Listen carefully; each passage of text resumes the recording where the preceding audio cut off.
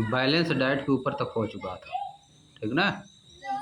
इसके नीचे पढ़ रहे हैं बैलेंस डाइट के बारे में। देखो, are nutritional requirement the same for everyone. क्या न्यूट्रिशनल रिक्वायरमेंट सबके लिए सेम होती है? कहने का मतलब है क्या सबके लिए न्यूट्रिशनल रिक्वायरमेंट सेम होती है? मतलब सबको बराबर खाना चाहिए। तुम 1 लीटर दूध पियोगे तो दूसरा भी 1 लीटर पिएगा। जिसको जितना आवश्यकता रहेगी उतना लेगा, है कि नहीं? आवश्यकता के हिसाब से। तुम 3 रोटी खाओगे, दूसरा भी 3 रोटी थोड़ा ना खाएगा, है कि नहीं? जिसको जितनी आवश्यकता रहेगी। जो ज़्यादा मेहनत करेगा जैसे वो ज़्यादा खाएगा, है कि नहीं? जो कम मेहनत करेगा कम खाता है, वो उसको भूख जल्दी नहीं लगती है। Do you and your grandparents need the same type और the same amount of nutrient? क्या आपको और आपके दादा दादी को, आपको और आपके दादा दादी को सेम तरह के या सेम टाइप के या समान मात्रा में न्यूट्रिएंट की आवश्यकता होती है? Requirement of the type and amount of nutrient in diet में vary according to age, gender, physical activity, health status, lifestyle and so on.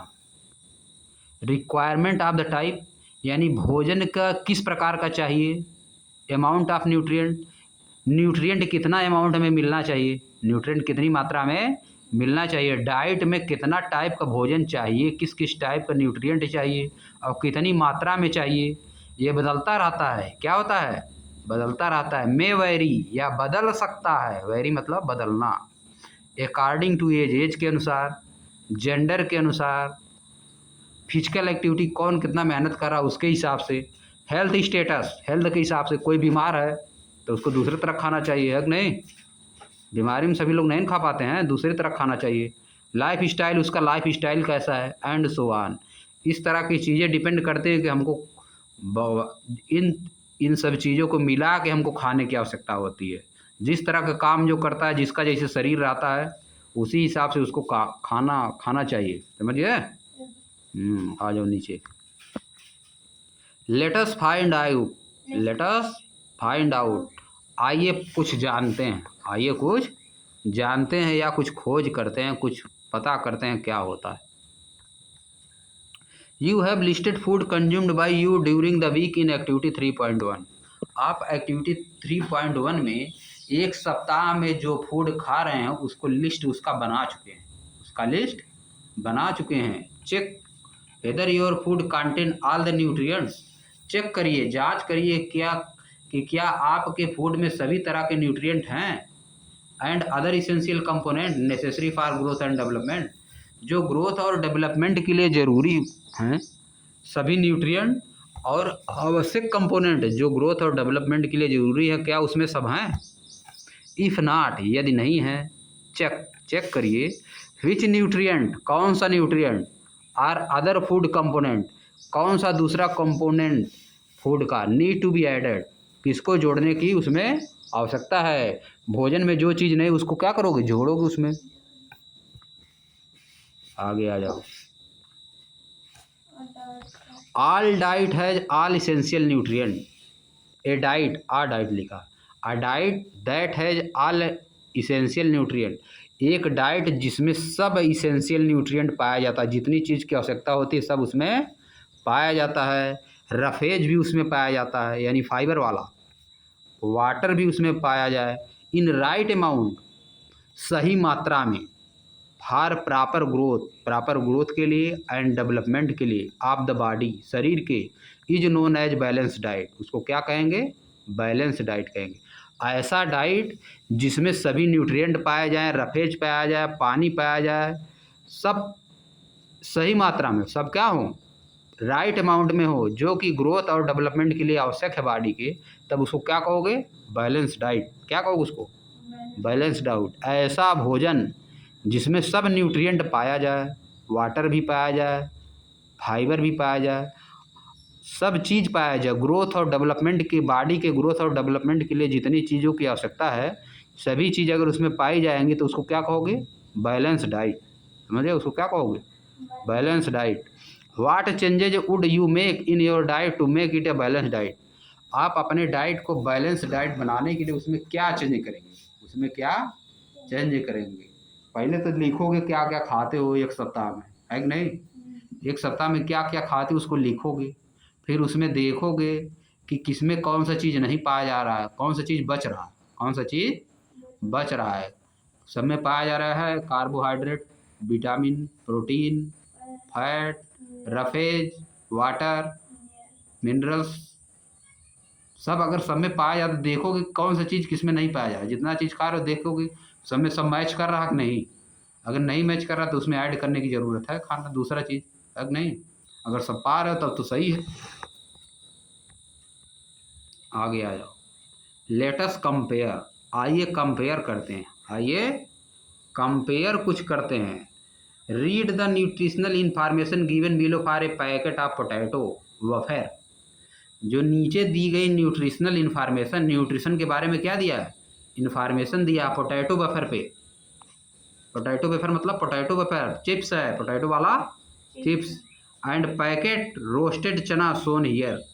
चना जो भुना हुआ चना एक दिया है, एक क्या पोटैटो वेफर पोटैटो वाला चिप्स दिया है। दोनों की इन्फॉर्मेशन दिया है जो कि लिखा रहता है, लोगे ना तो लिखा रहता है उस पर। एक्सपायरी डेट देखते नहीं सभी लोग जल्दी, अगर लोगे दाना देखते हो ना, दाना पे एक्सपायरी डेट है उसमें कब बना है लिखा रहता है, सभी लोग ले खाना शुरू कर देते, नुकसान कर देता है। आलू के चिप्स उसका भी एक्सपायरी डेट होता है, चने की एक्सपायरी डेट ज़्यादा होता है, समझ गए। लिखा रहता है उस पर, ऐसे लिखा रहेगा जैसे लिखा है एक्सपायरी डेट, कब का मैन्युफैक्चरिंग डेट है, कब का एक्सपायरी डेट है, समझे। देखे कि नहीं कभी। और देखो न्यूट्रिशनल इन्फॉर्मेशन पर 100 ग्राम, 100 ग्राम पोटैटो वफर में क्या क्या चीज़ें पाई जाती हैं। देखो एनर्जी कितना पाई जाती है, 536 किलो कैलोरी। और 100 ग्राम भुना हुआ चना, रोस्टेड चना में एनर्जी कितना पाई जाती है, 355 किलो कैलोरी। यानी एनर्जी किस में ज़्यादा है, पोटैटो चिप्स में एनर्जी ज़्यादा है, पोटैटो वेफर में। रोस्टेड चना में एनर्जी कम है। और देखो फैट का देख लो, फैट देखो इसमें ज़्यादा है आलू वाले में, पोटैटो वेफर में फैट क्या है 35 ग्राम फैट है, इसमें फैट कितना है 6.26, बहुत कम फैट है। हाँ फैट ज़्यादा मिलता है तो मोटा आदमी, फैट बढ़ जाता है ना। और देखो कार्बोहाइड्रेट देख लो, कार्बोहाइड्रेट इस वाले में कम हो गया 53.0 ग्राम। हाँ कार्बोहाइड्रेट इसमें क्या है 58.58 ग्राम, थोड़ा ज़्यादा है कि नहीं। इसमें देखो प्रोटीन 7 ग्राम, और प्रोटीन इसमें कितना है 18.64 ग्राम, बहुत ज़्यादा है। तो बताओ छोटे बच्चों को क्या खाना चाहिए, चना ज़्यादा खाना चाहिए कि पोटैटो वेफर। पोटैटो बढ़ने में ज़रूरी हो, प्रोटीन ज़्यादा ना बढ़ने के लिए चाहिए, प्रोटीन विटामिन। तो चना खाएगा तो पेट सही रहेगा। फाइबर देखो इसमें है, डाइटरी फाइबर इसमें ज़्यादा है, फाइबर इसमें बहुत कम है। कौन फायदे का सौदा हुआ। अगर ज़्यादा एनर्जी चाहिए तो ही खाओ पोटैटो वेफर, फैट भी ज़्यादा मिलेगा। कार्बोहाइड्रेट ज़्यादा चाहिए, प्रोटीन ज़्यादा चाहिए, फाइबर ज़्यादा चाहिए तो इसको खाओ। कार्बोहाइड्रेट तो वो इसमें तो हल्का ज़्यादा, हाँ हल्का ज़्यादा है। प्रोटीन अगर ज़्यादा चाहिए तो चना खाओ, अब नहीं। प्रोटीन क्या करता है, लंबाई में वृद्धि करता है, अब नहीं, लंबाई में वृद्धि करता है। छोटे बच्चों के लिए चना ज़्यादा सही है कि नहीं, सबके लिए चना ज़्यादा सही है, समझ गए। आगे देखो, based on the nutritional information on the food packet given above. जो फूड पैकेट पे लिखा है न्यूट्रिशनल इंफॉर्मेशन ऊपर, which food would you choose, why, कौन सा फूड आप चुनेंगे, कौन सा फूड आप चुनाव करेंगे और क्यों, किस फूड का चुनाव करेंगे और क्यों करेंगे, बताओ किस फूड का चुनाव करेंगे और क्यों करेंगे, बताओ कौन सा फूड का चुनाव करो। चने का चुनाव करोगे ज़्यादा सही रहेगा, समझ गए। चने का चुनाव ज़्यादा सही रहेगा क्योंकि उसमें प्रोटीन ज़्यादा पाया जा रहा है, समझ गए। एनर्जी तो मिल ही जाएगी। अगर ज़्यादा एनर्जी चाहिए तो भाई पोटैटो चिप्स का चुनाव करो, प्रोटीन चाहिए ज़्यादा तो उसका चुनाव करो। सम फूड है हाई कैलोरी कुछ फूड के पास कैलोरी ज़्यादा होती है, कुछ फूड्स के पास कैलोरी ज़्यादा होती है ड्यू टू हाई शुगर, क्योंकि उसमें शुगर की मात्रा ज़्यादा होती है। And fat content, high sugar fat content के कारण उसका कैलोरी ज़्यादा होती है। मोर ओवर, इसके अलावा they contain very low amount of protein and mineral vitamin and dietary fibre, इसके अलावा लेकिन उनमें क्या होता है, protein minerals vitamin dietary fibre ये सब बहुत कम होता है। These foods are called junk food, इन फूड को क्या कहा जाता है, जंक फूड। और कहा भी जाता है कि जंक फूड ज़्यादा नहीं खाना चाहिए, है कि नहीं? जंक फूड फास्ट फूड ये सब नहीं खाना चाहिए, ज़्यादा नुकसान न करता है। पोटैटो चिप्स तुम्हारा वही हो गया, क्या हो गया, जंक फूड हो गया, तो उसको ज़्यादा यूज नहीं करना चाहिए, चना का यूज करना चाहिए ना। These food include potato wafer, जैसे कि इन फूड में क्या इंक्लूड है, potato wafer, candy bars and carbonated drinks, ये सब इसमें इंक्लूडेड है। कार्बोनेटेड ड्रिंक्स, जैसे कार्बोनेटेड ड्रिंक जान रहे हो क्या होता है, पेप्सी सब जो पीते हैं, पेप्सी थम्स अप, है कि नहीं, ये सब नुकसान करता है। और क्या होता है, समझ गए। कैंडी बार्स, कैंडी बार्स भी होता है। आगे देखो, consuming these foods frequently is not good as there are not healthy for our body. Consuming those पर फ्रिक्वेंटली, इन फूड्स को जल्दी जल्दी खाना, इज नॉट गुड, अच्छा नहीं होता है, as these are not healthy for our body, क्योंकि ये हमारी बॉडी के लिए हेल्दी नहीं होते हैं। कंज्यूमिंग दीज फूड्स फ्रिक्वेंटली, बार बार इस तरह के फूड को कंज्यूम करना, इज नॉट गुड, अच्छा नहीं होता है, एज दीज, क्योंकि, एज मतलब क्योंकि, दीज आर नॉट हेल्दी, क्योंकि ये हेल्दी नहीं होते, हमारी बॉडी के लिए हेल्दी नहीं होते हैं। दे मेक पर्सन ओबीज, ये एक आदमी को मोटा बना देते हैं, एक आदमी को मोटा, ओबीज मतलब मोटा। सच ए पर्सन में suffer from several health problem, इस तरह का आदमी हेल्थ प्रॉब्लम से जूझता रहता है, हेल्थ प्रॉब्लम से जूझता रहता है। यू शुड ऑलवेज रिमेंबर, आपको हमेशा याद रखना चाहिए, डॉक्टर पोसित स्टेटमेंट, डॉक्टर पोसित का स्टेटमेंट आपको हमेशा याद रखना चाहिए कि health is the ultimate wealth, health ही हमारा अंतिम धन होता है, स्वास्थ्य ही हमारा अंतिम धन होता है। We should take care of our body to stay healthy, हमको अपने बॉडी का ध्यान रखना चाहिए, स्वस्थ रहने के लिए हमको अपनी बॉडी का ध्यान रखना चाहिए। ईटिंग अ बैलेंस डाइट, एक बैलेंस डाइट खाने से, एंड अवॉइडिंग जंक फूड, और जंक फूड के अवॉइड करने से, contribute towards a healthy body, किधर हम लोग जाते हैं, एक हेल्दी बॉडी की तरफ जाते हैं। जंक फूड को अवॉइड करेंगे, जंक फूड को अवॉइड करेंगे, और क्या खाएंगे, बैलेंस डाइट खाएंगे और जंक फूड को अवॉइड करेंगे, तो हम किधर जा रहे हैं, इसका मतलब हेल्दी बॉडी की तरफ जा रहे हैं, समझ गए। इससे शरीर स्वस्थ होता है। Good health is essential for a leading a happy life, अच्छा स्वास्थ्य एक अच्छा जीवन बिताने के लिए बहुत ही आवश्यक होता है। Which of two foods you studied in activity 3.5 could be labelled as junk food, which of the two foods, जो ऊपर दोनों फूड दिया गया है, आप पढ़ चुके हैं एक्टिविटी 3.9 में, किस पे लिखा रहेगा कि जंक फूड है, किस वाले पे लिखा रहेगा, पोटैटो वेफर पे लिखा रहेगा कि जंक फूड है, समझ गए। आगे देखो, packaged food item must have information about the nutrient in their cover, package जो फूड होते हैं उन पे उनके न्यूट्रिएंट के बारे में उस पर इंफॉर्मेशन क्या रहती है, उस पर उनके कवर पे दी हुई रहती है। The information should list in the amount of each nutrient, the information should list the amount of each nutrient, उसमें जो न्यूट्रिएंट पाए जाते हैं उनको लिखा जाता है, उसको लिख दिया जाता है। सम टाइम, कभी कभार, more nutrient are added to the food during the processing to improve its nutritional quality, sometimes, कभी कभार क्या होता है, मोर न्यूट्रिएंट्स आर एडेड, ज़्यादा न्यूट्रिएंट को ऐड कर दिया जाता है, ज़्यादा न्यूट्रिएंट को जोड़ दिया जाता है टू फूड, भोजन में ज़्यादा न्यूट्रिएंट को जोड़ दिया जाता है ड्यूरिंग प्रोसेसिंग, प्रोसेसिंग के दौरान। फोर्टिफिकेशन, प्रोसेसिंग मतलब फोर्टिफिकेशन, प्रोसेसिंग क्या होता है, जब उसको बनाया जाता है, पैक किया जाता है, तो उसी को क्या कहते हैं, प्रोसेसिंग।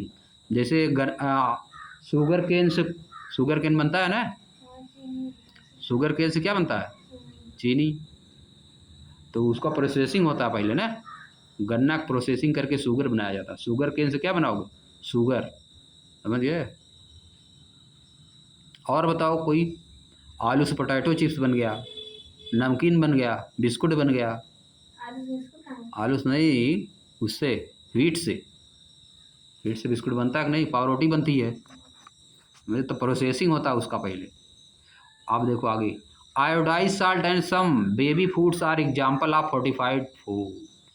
आयोडाइज साल्ट, आयोडीन वाला साल्ट और सम बेबी फूड, और कुछ बच्चों वाला food are example of fortified food. ये प्रोसेसिंग फूड की एग्जाम्पल है। ये क्या है? प्रोसेसिंग फूड के एग्जाम्पल है। The food safety and standard authority of India, FSSAI इनाम है, एक ऑर्गेनाइजेशन है। Food safety and standard authority of India. जैसे वर्ल्ड बैंक होता है, RBI होता है कि नहीं, reserve bank of India, world bank होता है। वैसे क्या होता है, FSSAI क्या करता है? यह देखता है कि कोई जो फूड मार्केट में चल रहा, सब पैकेट में पैक करके, कोई गड़बड़ तो नहीं बेच रहा है। समझ गए। इसके लोग जो होते हैं देखते हैं कि कोई गड़बड़ फूड नहीं तो भेज रहा है, मार्केट में चेक करते हैं। समझ गए। यहाँ भी करते हैं, मार्केटिंग इंस्पेक्टर होते हैं, उनका नाम होता है मार्केटिंग इंस्पेक्टर। क्या होता है? सरकार देती, नौकरी करते हैं ना। समझिए। ये जो गवर्नमेंट एजेंसी है, क्या है? गवर्नमेंट एजेंसी है that regulate food quality in India, जो इंडिया में फूड क्वालिटी को रेगुलेट करती है। इंडिया में फूड क्वालिटी को रेगुलेट करती है, बताती है कि कौन सा फूड बढ़िया किसको। जैसे कंपनी बड़ी बड़ी बनाती है ना, बिस्कुट जैसे बड़ी कंपनी बनाती है कि नहीं। पार्ले जी जैसे बिस्कुट हो गया, बहुत बिस्कुट है। समझ गए। है जैसे खाना मंगाते हैं सभी लोग, किससे खाना किससे मंगाया जाता है? ऑर्डर करते हैं। हाँ, ऑर्डर किससे करते हैं? बताओ साइट का नाम। खाना ऑर्डर करते हैं तो आता है, सब चेक करता है। कौन चेक करता है? FSSAI, food safety and standard authority of India organisation है। इसमें हम लोग जैसे काम करते हैं, बहुत लोग काम करते हैं। समझिए, आदमी काम करते हैं इसमें, चेक करते हैं। कोई गड़बड़ काम करेगा तो उसको ब्लॉक कर देंगे। जैसे पार्ले जी बिस्कुट मान लो गड़बड़ आने लगा, चेकिंग हुआ, रुक जाएगा, तब रोक दिया जाएगा। समझिए। उसके ऊपर पेनाल्टी लग जाएगी, जो इसको बनवाता है, जो उसका मालिक है, उसके ऊपर पेनाल्टी लग जाएगी, डांट देना पड़ेगा, जेल में चला जाएगा। समझिए। दवा ववा सब चेक करती है, नहीं तो गड़बड़ कोई दवा देगा तो क्या कर लोगे? नहीं। तो आदमी तो बनने लगेगा ना। Food safety and standard authority of India. हाँ, पता नहीं, चेक करती है सब। हाँ हाँ, चलो अब यहीं आज रहने दो, यहीं तक, ठीक है ना।